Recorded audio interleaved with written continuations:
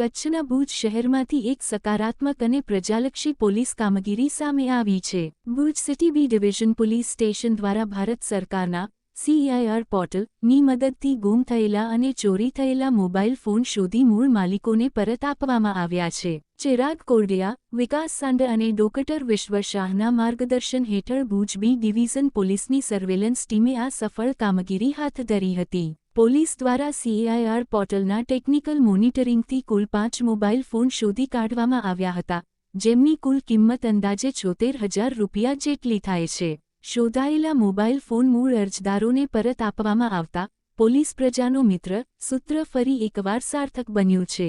આ સમગ્ર કામગીરીમાં પોલીસ સ્ટાફ તેમજ ટેકનિકલ ટીમના સભ્યોએ મહત્વપૂર્ણ ભૂમિકા ભજવી હતી।